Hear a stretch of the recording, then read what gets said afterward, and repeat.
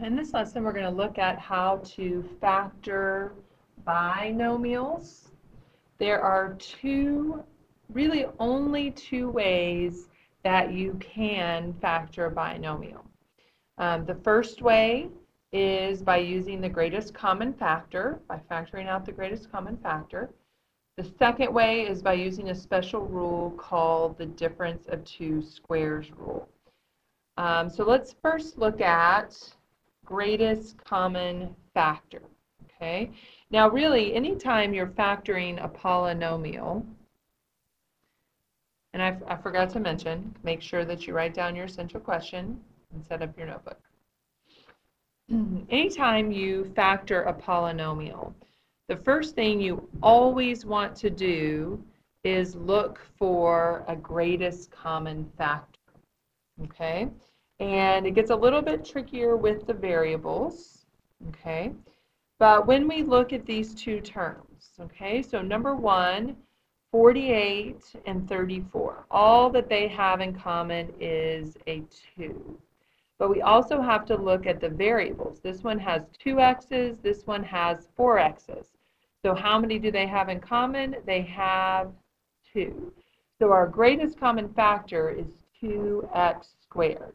And so what we're going to do is we're going to divide out the greatest common factor from each term. Okay, so we have our greatest common factor. When I divide 48x squared by 2x squared, that leaves me with 24 because the x's cancel out. Here, minus 34 divided by 2 is 17. My x's, when I divide them, remember we have to think of our exponent rules, we would be left with x squared. And so my factors of this binomial are 2x squared and 24 minus 17x squared.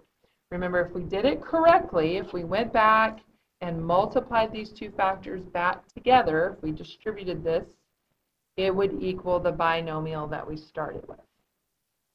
Okay, let's look at another example. 21x cubed y to the 5th plus 77x squared y to the 3rd.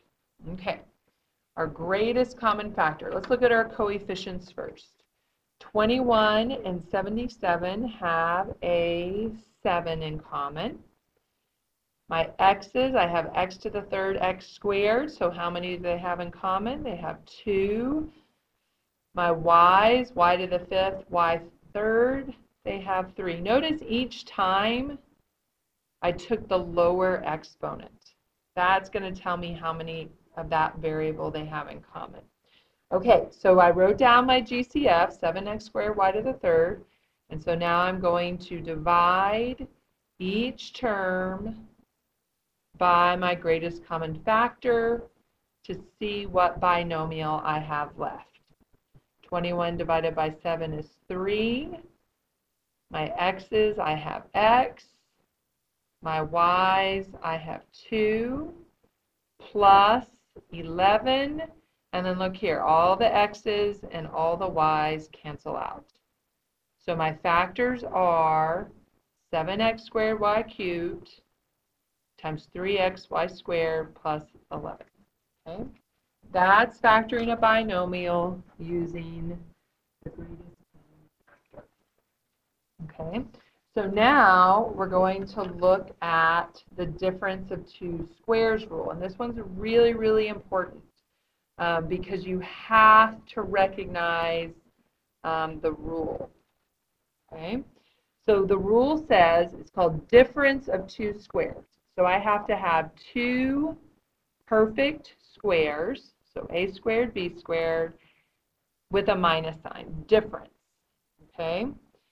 And if that's the case, then all I have to do is take the square root of each one. So square root of a squared would be a, square root of b squared would be b, and I'm going to do 1 plus and 1 minus.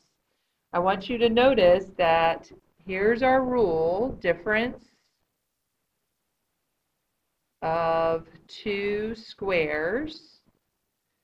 And we learned this previously as the sum and difference pattern. So see, they go together, which is why I was stressing that sum and difference pattern rule so that we could see that. Okay, so let's look at some examples.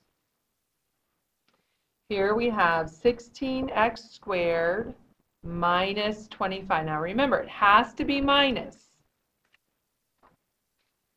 Okay, so all we're going to do is we're going to take the square root of each term. We're not going to worry about this minus sign because we know we can't take, right now we can't take the square root of a negative. You'll learn that later. The square root of 16x squared would be 4x.